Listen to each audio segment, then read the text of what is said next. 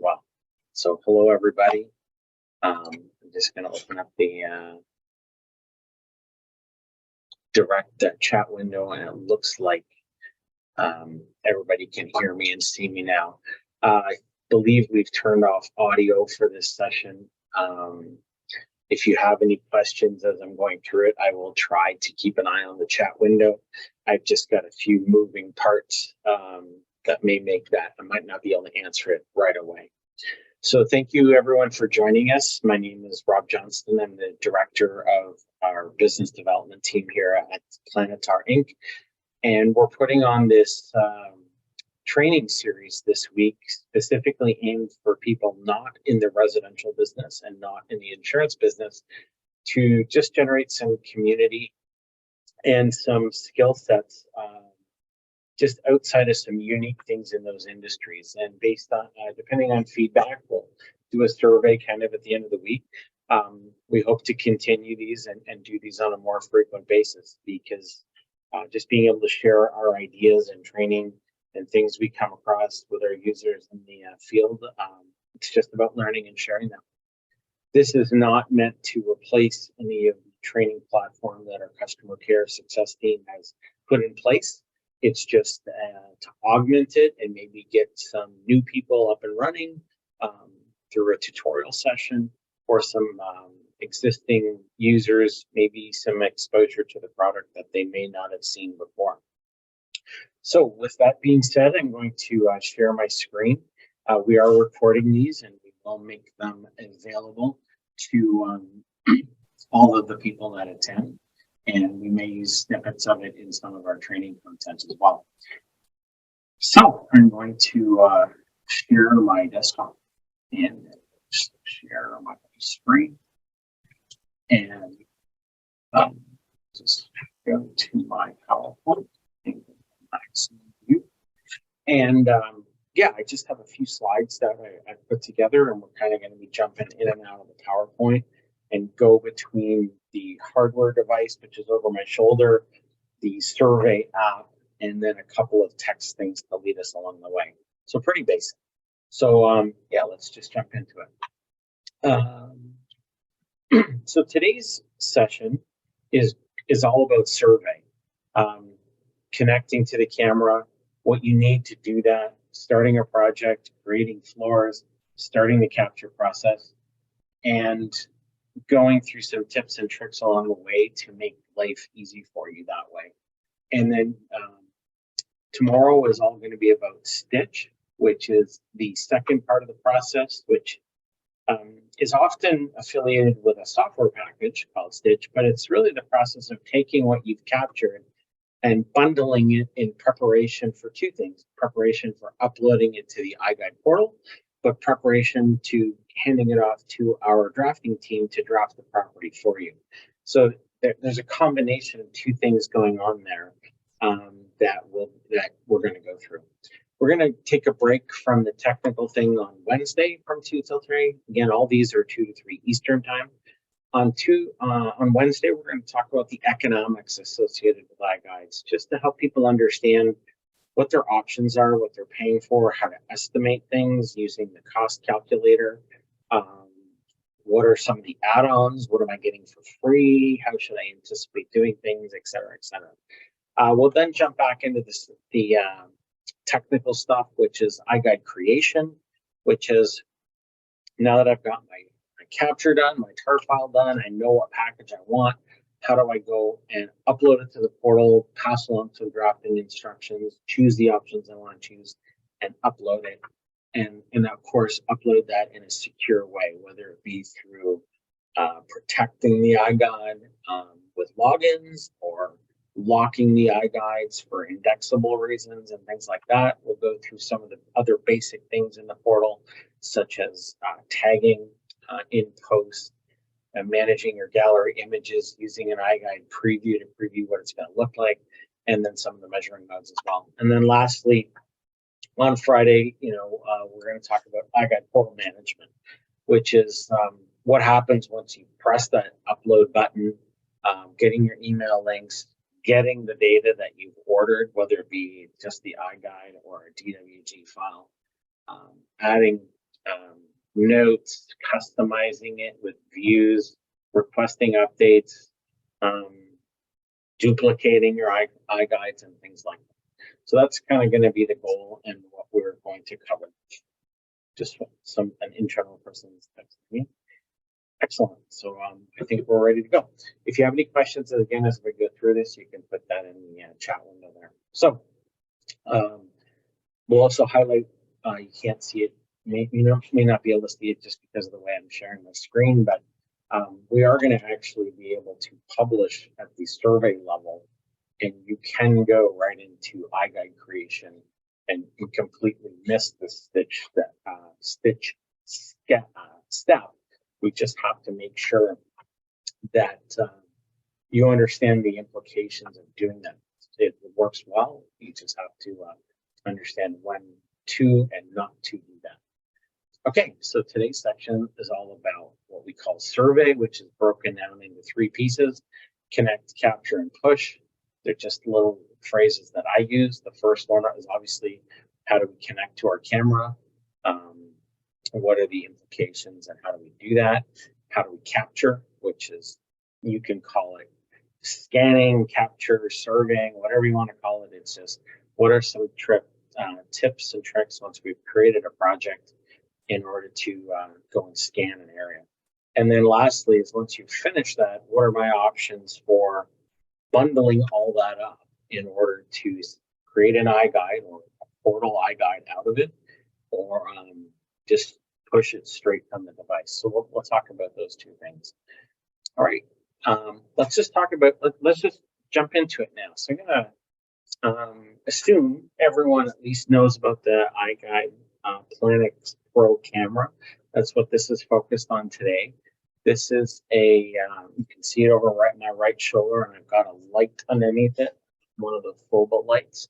And we're going to be talking about how we connect to it from survey, which can be done in a couple different ways. So number one, it has a web server built into it, which is a fancy way of saying you're going to connect to that device via a Wi-Fi, no different than you would connect to your cell phone to a Wi-Fi network. So when you turn the device on, it'll take about 15-20 seconds to boot up. It'll have some blue flashing lights on it. And at the end of that process, it will be serving up a Wi-Fi network for you to join. And it's kind of like a private network between your device and that. So the way you connect to it, if you look at your Wi-Fi listing, you'll notice something that's usually called PLANIX, with about 5 special characters behind it. And you can rename that later. But when you connect to that Wi-Fi network, it will ask you for a password. On the bottom of everybody's camera is a unique password that comes from us, from the factory. And you will type in that password, and that will create the Wi-Fi secure connection between your device and the camera. Now, you can use your cell phone. That's a very common out in the field. You can use an iPad. You can use a tablet. You can use whatever you want. For simplistic sakes today, I'm going to use my laptop. So I've got the wired portion of my laptop connecting to the internet, and the wireless portion, my Wi-Fi portion, connected to my camera over my shoulder. So you need to create a Wi-Fi connection. Once you've done that, you'll just, as usual, get a little checkbox saying you've got a valid connection to the camera. And then the next step is to actually launch the application. So this isn't an application kind of like, or that you're used to installing on your cell device. The first thing we're going to do is you're going to need to type in a web address, and this is the same for everybody. So if you type in 192.168.5.1, it's just kind of like a web connection to your camera. And what you're going to want to do is save that as a bookmark. But when you connect to the device, and I'm gonna do that live in a second, we connect to it, we're gonna bookmark it, and then we're gonna use that device, use that website for the connection from now on. So you'll always have to connect via Wi-Fi, always have to then navigate to the web page, and after that, you are going.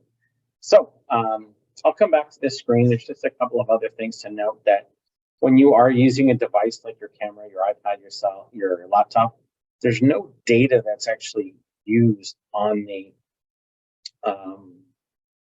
there's no data stored on here. It's just kind of using it as a monitor. All of the data is stored on the camera until you want to move it off of it. So that's a really important little point. Another thing, because we did send this invite out to existing users and new users, or users that may have had their camera for a while. Firmware updates from Planitar aren't just bug fixes. Firmware updates, meaning that the software that's run and driven on the camera, include new features. And you know, hate to sound like a salesman, but the latest firmware, we don't charge for firmware or anything like that. It's called 1.7.2, and it has some pretty interesting, cool, very usable features that we're going to be talking about today. And if you'd like help upgrading your firmware, just reach out and we can help you do that. The key thing, there's a couple key things that I'll go through that are happening during survey that are really reflective of the last two firmware versions, in particular with the alignment capabilities, some squaring up capabilities, and real-time tagging capabilities. So I'm going to jump out of my PowerPoint now. Before I do that, I'm going to just highlight a couple of things once we get to the screen. So it's going to be, there's a lot going on, but in the reality is like a lot of apps, you've got your options where we're going to create new floors, new projects, lead stands. So you've always got your options tab in the top left, the ability to toggle between previous scans. And I'll just say this so that it gets on tape. This is really important for the world of real-time tagging, that if you survey your property and then you want to go back and tag, it's really important that you go through and capture or get to the scan that shows the asset. It's really easy, but if you do that really well and really efficiently with tagging, it can really save you time on the back end and not have to do anything in post. In the top right corner, you're going to see that there's a toggle mode. I'll show you that. The real-time tagging button is there. There's an alignment button along the bottom. Obviously, your shutter button to go and capture the data. And then a special tool that allows you to toggle between single shot mode and two shot mode. And the difference is just basically two shot mode allows you to get out of the way when you're capturing wide open spaces so that you're not appearing in the panels when you don't have a door or a wall to hide behind. So pretty basic stuff. So I'm going to just now minimize all of this, and I should, if I'm sharing my screen here, I'm just going to reload the app and make sure I'm still connected. There you go. So just showing you what the connection protocol is going to be like. And my camera turned off because I have it set for if you don't have any activity for 30 minutes to turn yourself off. That's just a setting that you can use in case you accidentally forget to turn it off before you put it in the case. You can turn it off after a set period of time. So mine just had turned off, so it broke the kind of Wi-Fi connection. So I just have to reestablish that. Go to my networks, and you'll notice that I've renamed mine. It's called Rob's PLANIX Pro. So I'm going to hit Wi-Fi connect. Yours will appear as PLANIX with a bunch of underscores underneath it. And now you can see that it's starting up the app. So I'm just going to make sure. Great. Just want to make sure I hadn't missed anything. So here's what happens. So I'm going to just say project. This is how it's going to come up if you've never scanned before. So once you've got a Wi-Fi connection, I've gone to the website address. I would typically save that on my phone or my iPad. And that's the address that everybody connects to. And once you've connected that, you come to the screen where it's basically showing you a list of all of your projects. So I'm going to just call this Monday survey. And you'll notice I'll go ahead and hit create. And the first thing that it does after you've created the project is you need to assign a floor. So again, this isn't just related to residential real estate. It's anytime where you may have a basement, a mezzanine, a different way you want to segment your buildings. Even if it's all on the same level, you can segment your data this way. So I'm just going to call this my main floor. It's pretty basic. And you'll notice that with each of these screens, you're always prompted with an exterior wall thickness. And sometimes you may not know it. Sometimes it may be irrelevant, especially if I'm not scanning on the other side of the wall or anything like that. But all this is really used for is to tell the drafting team that, hey, when you draft my property, I want it to be a thin wall, thick wall, a rough estimate size of the wall. So, I'm just going to say 6 inches because I've got my default unit set for metric, sorry. And I go ahead and hit create. I want to create that floor.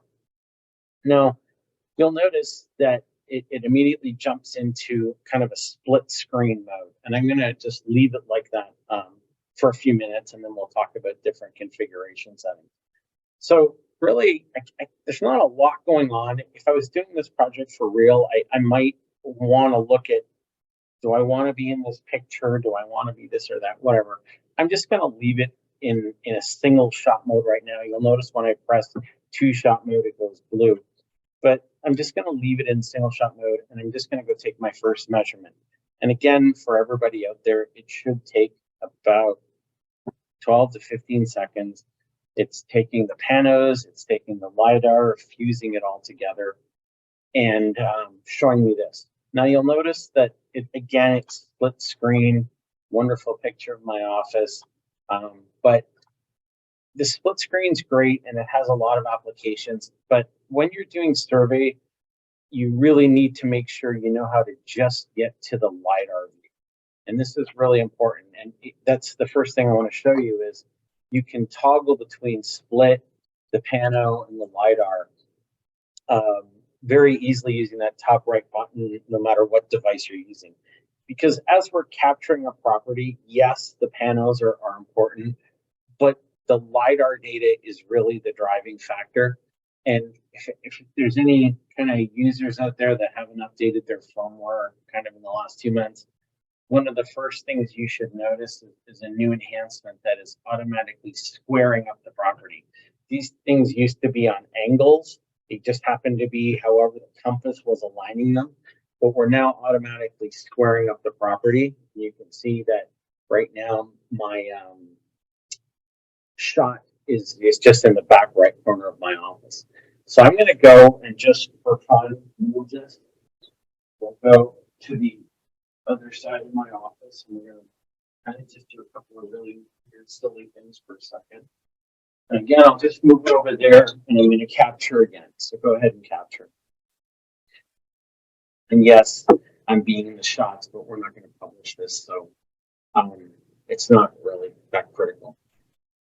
So this kind of lends itself to the next piece, just to highlight that when you stay in LiDAR mode, you really want to start looking at how the data is aligning with each other. You'll notice that I do have, I don't want to say error, that's not really fair, but I do have a very shiny glass whiteboard in my room. So just based on the angle that it's at, the LiDAR is bouncing off of it a little bit. But we've got enough data on here to say I've successfully done this. You'll also notice I have 2 glass windows in my room, so that's why we're getting a little bit of data through the scene. Oh, I have some questions coming in. So my mic is being weird. Okay, I will try and bring my mic closer. It may have faded when I moved away, but let me know if that comes up again. Okay, is it better now, or should I go get another mic? Okay, so it might have been just a little bit too far away, but I'll try and speak a little bit closer to it. When you're at this point and you're ready to transition, and this is a really important aspect of using survey is, again, we're in this LiDAR mode.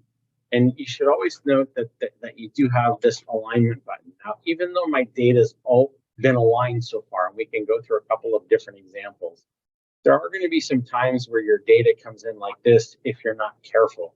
And that's what that alignment button is for you to be able to come in to rotate, translate, put it close to on top of each other, snap it into position, and then save it. So that's what that alignment button is for, is that as you realize that some things don't look right, it gives you an opportunity, and you want to make sure your data is aligned as you go. It's a really important variable. Now, what I'm going to do next, just for warning about the microphone, is I'm going to go and open my door, because I want to talk about the next logical thing, which is when you're transitioning from a room to room, or room to hall, or things like that, you always want to have this little bit of overlap, where I kind of moved the camera maybe about an inch, but what I wanted to do next was take a shot kind of where it is and let it get some data outside the room. Just let that finish up. And you can see that it's got quite a lot more data now. And I'm going to do another shot.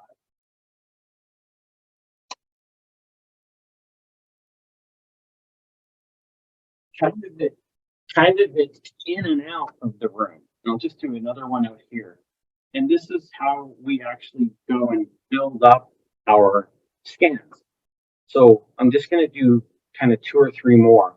But you can see how it uses data from the previous positions to help anchor it and help it move along.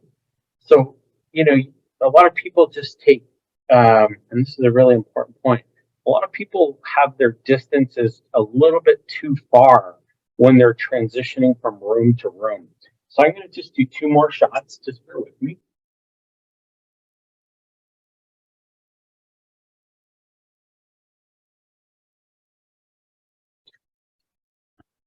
Great. I'll just do that shot where you can kind of see it. You'll see it up on the map momentarily.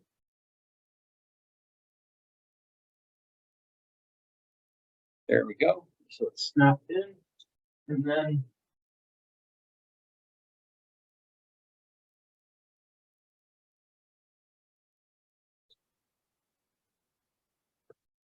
down a pretty long hallway. So this is kind of an example of how we use survey to go and scan our property. So you can start to see based on where I put it. I've got 1 more to do, and then I'll be able to continue.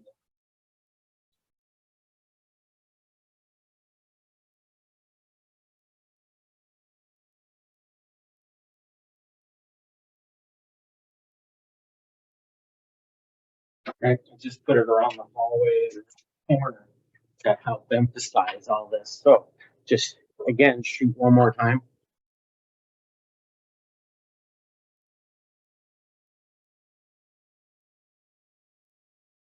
And now we can continue on. So you can see how by going through and always being conscious of where you were, a little bit of data overlap and where you're going, how you can really stitch your floors together.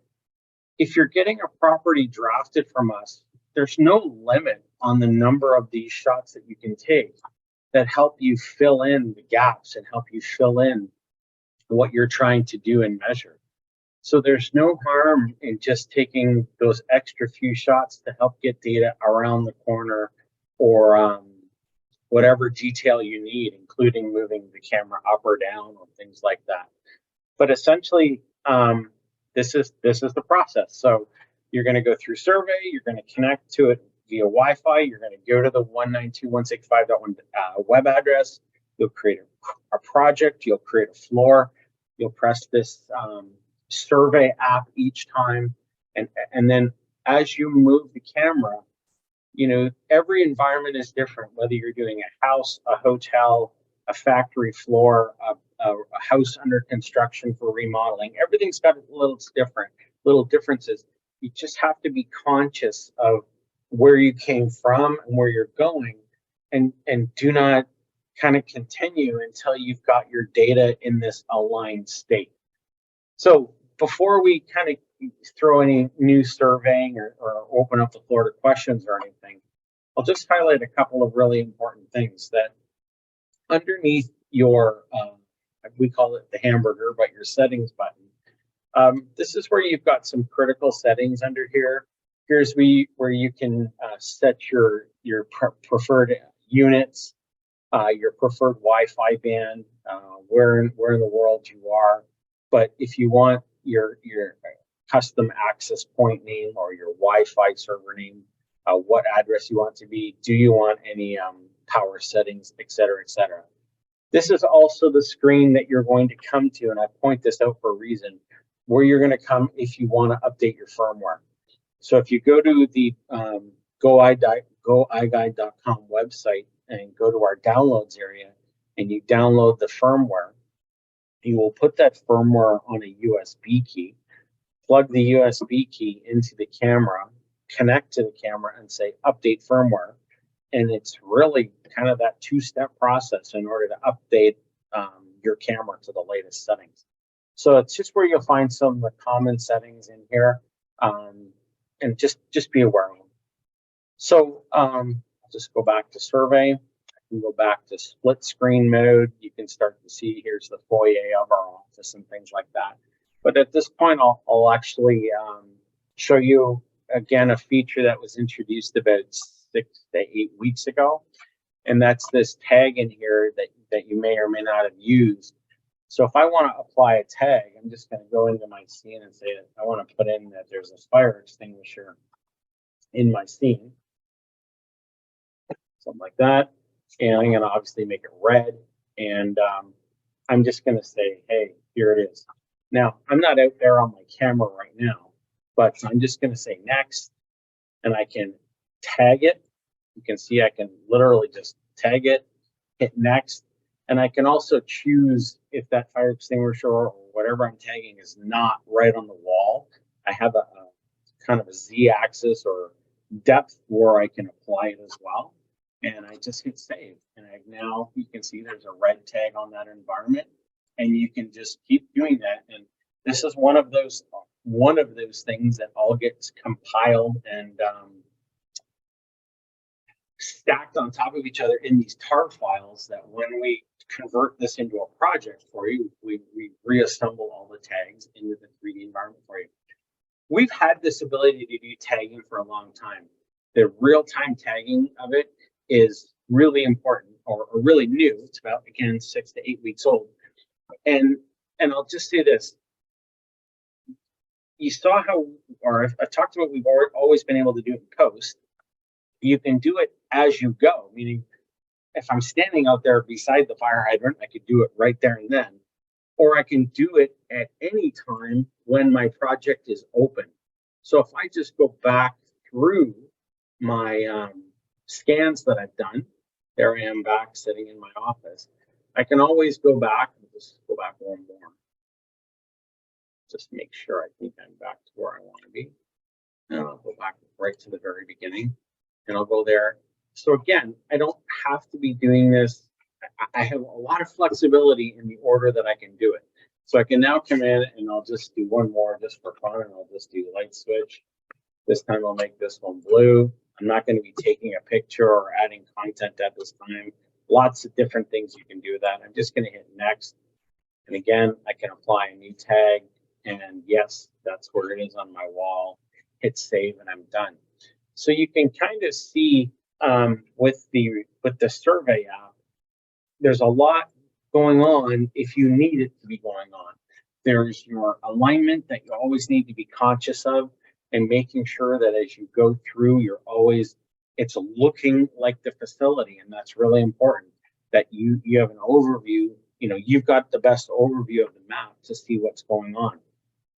So again, you can just flip through your scenes if you need to, or do whatever you need to do at that point. Keep going, add another floor. So if you wanted to, you can come in and say floor, new floor. We'll call this one our lobby. And sure, it's got a 6-inch thickness. Go ahead and create. And again, it just goes back to its raw data collection mode. I press it, and away I keep going. So it's a really nice way that if you do this properly, you can keep large properties organized, even if it's all on the same floor. So you can just maybe do 10 shots, make sure all are aligned, create a new floor and call it L2. You can always reassemble those in Stitch. Like you have the flexibility to keep it very small, manageable, precise as you're going through it, and then manageable for your conscience and what your brain can keep up with. But then reassemble them into one big floor if you're doing a mall or something after the fact. If you don't like something, so something that I don't want to say it's hidden, it's just there if you need to. If you actually want to go back into your scans in this new floor, because I'm currently on the new floor, you can see I've only done one scan. You can always delete the scan. So I can always come in and say, hey, I just want to delete that one. The camera wasn't level or somebody was walking through. Go back to survey and hit it again. So you can always, you don't have to just say, oh, I didn't like that, I'll just do another one, because it just is going to make it harder and harder for you on the back end. So you can delete them, reshoot it again. You're just sacrificing 20 seconds of time if there's anything that's critical in that way. So the other interesting thing that I'll point out at this time is at the project level, and we're going to talk about this as our entry point tomorrow, but at the project level, you'll notice I have two projects. This is the one I was working on earlier today. I haven't really set a wall thickness, but this is the one I'm on right now, Monday survey. You do notice I have a very interesting little icon here. And one of the things that you have the ability to do is take all the data, so all the LiDAR, all the panels, all your tags, take all that data and actually compile it into a tar file at the point of survey. So you have two options, and we'll talk a lot more about this tomorrow, but I do have the ability to actually, create my tar file now. And you can see it's just going through and it's doing all this on the camera, which is down the hall from me right now. But it can really save a step that if I know my property is all aligned, I know that I've got all my tags in and that I don't need to go into Stitch, I can download it, and I'll show you that step. So right in the survey app, once I've compiled the tar, I can download it. It's now on my phone. I can then go and create an iGUIDE and upload it from site. So that is possible. We have customers that do that. It's a two-step operation. It's now fused everything together, and it's a tar file on the camera. And if I hit finish, and I can actually then download it. So now I have it on my device, whether it be laptop, iPad, phone, or whatever. That file you can see in my download. It's just downloaded that file. When I create my iGUIDE, which we'll kind of have to wait till the Thursday session, but when I create my iGUIDE at this point, I just drag that file in or link to it however you want to do it. It uploads, and you can completely bypass the Stitch step. Stitch step. I think that's the third time I screwed that up. The Stitch step. There's some caveats to that, in that you really need to make sure that the scans are aligned, that the project's organized, because if it's just a bowl of spaghetti and data all over the place, there's no reason we can't assemble it, right? You need to do that. We can't make a lot of those assumptions. So chances are that the drafted property would be rejected. And it just means before you do this type of a thing, and it works really well on not just residential real estate, but it works well in insurance, and it works well for commercial properties, probably up to 3,000 or 4,000 square feet. where you don't need to go into stitch as long as you've carefully gone through and aligned as you go. And that's the key thing, align as you go. You can put in note, you can still use, put some notes in using the tags for the drafters. So if you're used to putting in instructions, you can use tags to do that. And we can read that and can process it from there, but it's an option. So we'll talk about kind of the stitch process tomorrow, yet I've just told you we can bypass that step. The reason we can't bypass it is as you get into larger properties where we're getting into 5, 10, 20, 50, 70,000, 100,000 square foot properties, it's not just about making sure the alignment is right, it's communicating with our draft team what you want done. So again, you can come in here, we're on the project screen, you can compile it into a tar file, you can download it and then create an iGUIDE from it. So there's a lot going on in this survey app that you may not have known about. You can also delete projects, obviously, and there has to be some, caution when you're doing that. If I just go to my project listing, there's the survey training. If I wanted to delete it, I can toast it. You're essentially just wiping data off of the device. So just be careful when you're doing that. One of the questions that we always get, and I've already addressed it, you'll notice that, with each project, with each floor, we're always asked about wall thicknesses. Again, it's for drafting purposes because we want to deliver to you the best floor plan possible. So if I go in, I go into my main floor and I'm picking up right where I left off. So if I were to go and move my camera again, this is a really unique feature of our product, is that you can be managing multiple projects or shut the camera down, come back to a project tomorrow and keep going. You don't have to do it all in one project, in one operation, and all at one time. You could shoot half of a building, come back tomorrow, turn the camera back on, say, hey, I'm back in project 1, 2, 3. I'm back on the main floor. And as long as there is data to match it up, then away it will go. So it's a very simple and yet secure process, and something that a lot of people didn't know there was that much flexibility built into it. So again, just a real quick overview of survey. You create a connection to your camera. So you create a connection via Wi-Fi. You navigate to the web page. You start a project. Every project has to have at least one floor. Sometimes that floor can be even the exterior of the building if you're shooting around. So you have to have a project. You have to have a floor. Once you have the floor done or defined with the default wall thicknesses, you go around and you go around slowly. You go around, whether it be every 4 feet or 12 feet, I don't care. It's just you need to have overlap to know where you've come from and where you're going. And if you get out of sync, I can guarantee you'll save more time if you just delete your 1 or 2 last scans, reposition the camera so there's a little bit more overlap from where you are, to go back a little bit, rescan, and then keep going. So it's just one of those habits that you have to get into.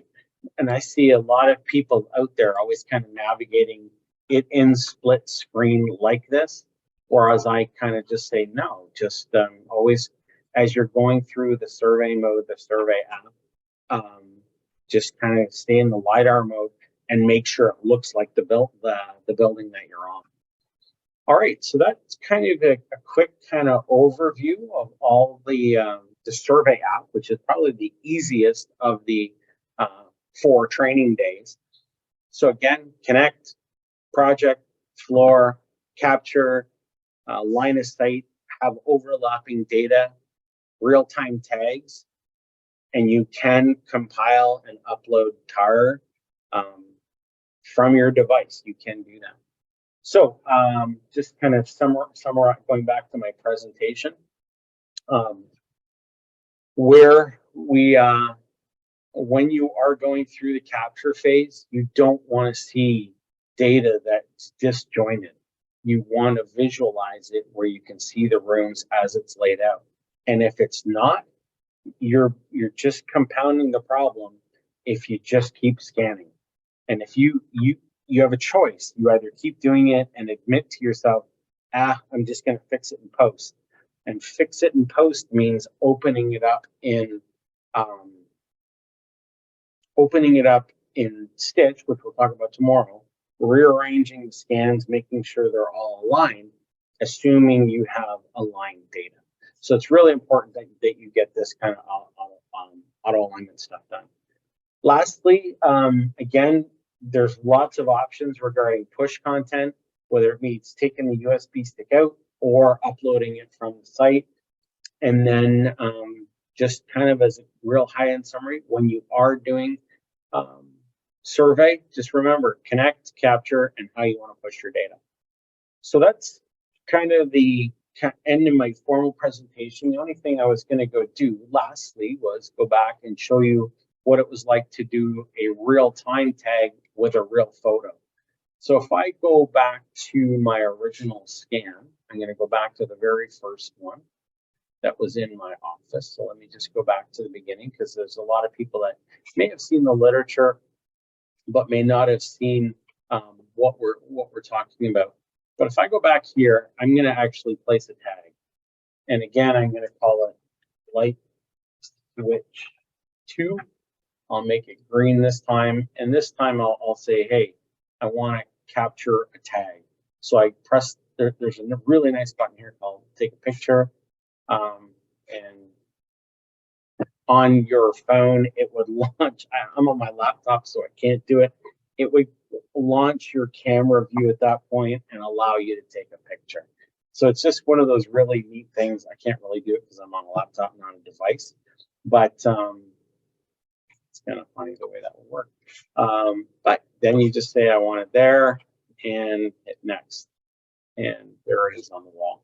So it's, again, we have a lot of commercial real estate construction contractors that are really loving the idea of tagging, because you can put pictures on tags, Google Drive links, links to Home Depot. We had another contractor that said, hey, I know about all these doors, light switches, assets, and where I'm going to go buy them, or where I need to tell my guys to go buy them. And they actually are putting in the URL for the Home Depot link of where to go buy these things as well. So just another way to look at it.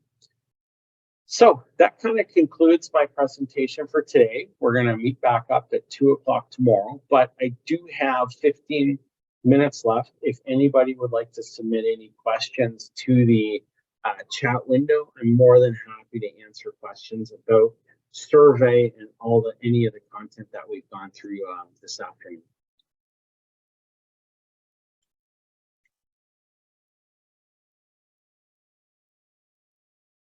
I know that was a big data dump. We covered a lot, but I think if you go back and watch this, then you will be able to just pick out some of the basic survey things to help you with your projects. If there's any questions, you can put them in the chat window there. I didn't want to go to the advanced section right now, which would be turning the camera on its side. But we'll all get there with a little bit of training. Okay, then what I will do, just if anybody's interested, I'm going to disconnect. Just maybe show a little bit of an interesting thing here. I'm going to disconnect from my camera on my laptop. So I'm just going to say disconnect. And I'm going to go to my phone, and I'm going to connect to it on my phone. So I'll just say Wi-Fi again. I'm going to go bring the camera back into the room.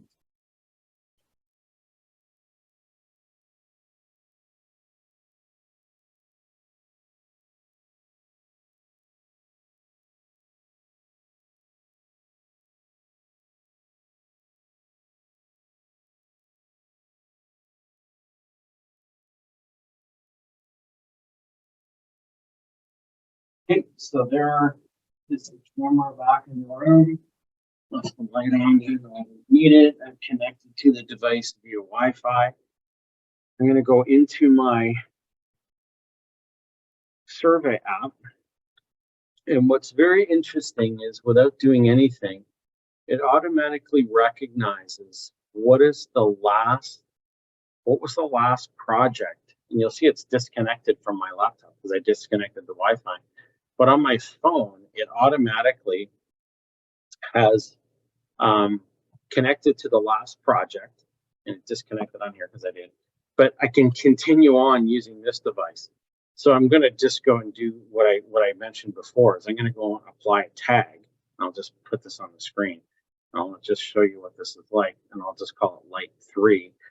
Make it purple. And this time, when I say clicked on the camera button, you'll notice I get a bunch of options that say, hey, what do you want to do? And I say, I want to take a photo.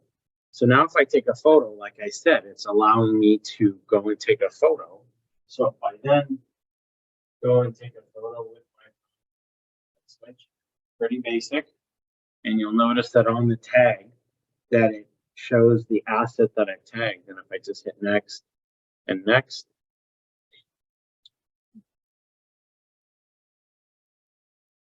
it's done. So it's already fixed. So it's that simple.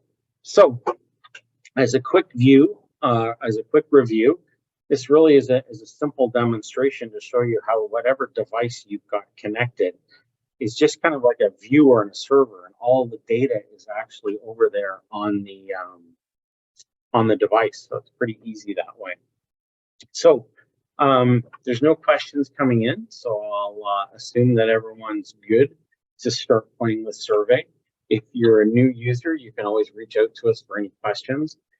Always make life easy for yourself and take more picture or more scans than you need to at the beginning. Again, if you're getting something drafted, it doesn't matter how many scans you take. It's just, 12 to 15 seconds per time.